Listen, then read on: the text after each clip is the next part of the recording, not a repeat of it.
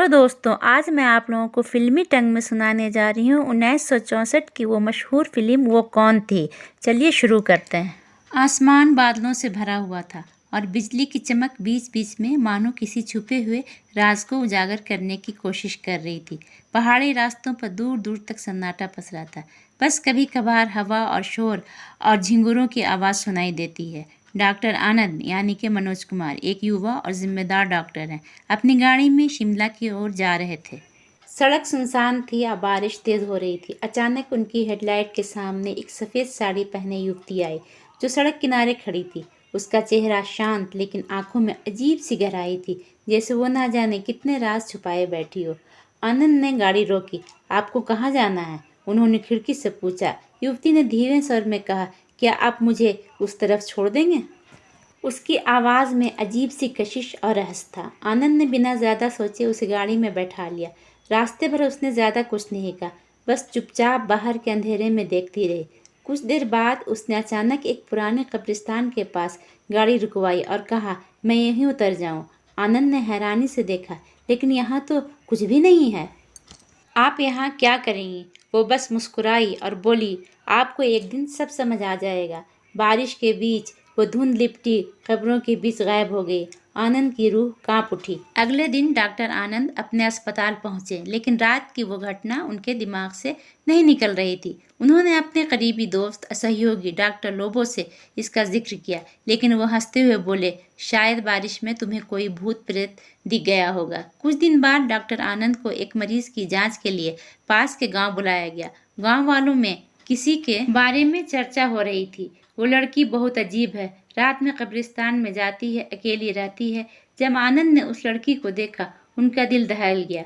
वो वही युवती थी जो बरसात की रात उन्हें मिली थी। उसका नाम था संध्या साधना, लेकिन इस बार उसने ऐसे बर्ताव किया जैसे वो उन्हें पहचान नहीं रही हो।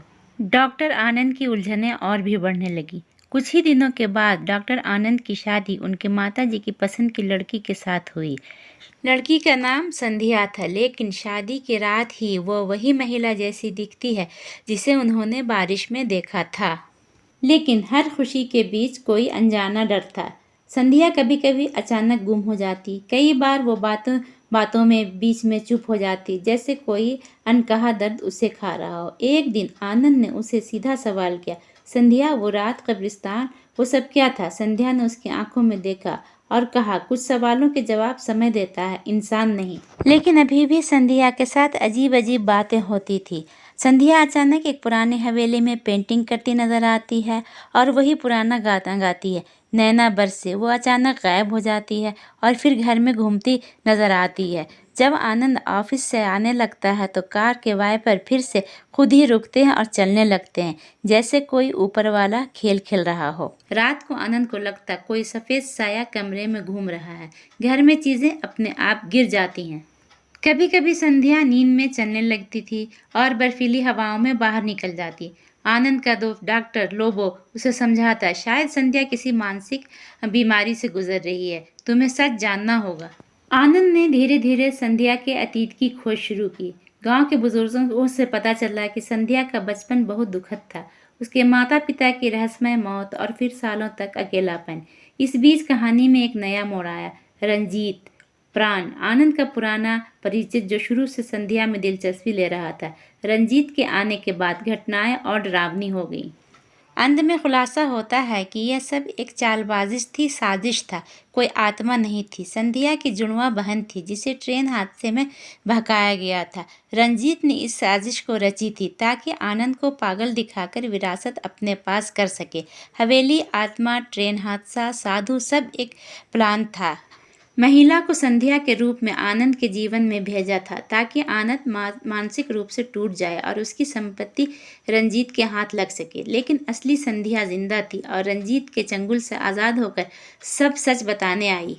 रंजीत की चाल बेनकाब हो गई। पुलिस ने उसे गिरफ्तार कर लिया। आनंद और असली संध्या ने सारी गलतफहमियों को दूर किया और एक नई शुरुआत की।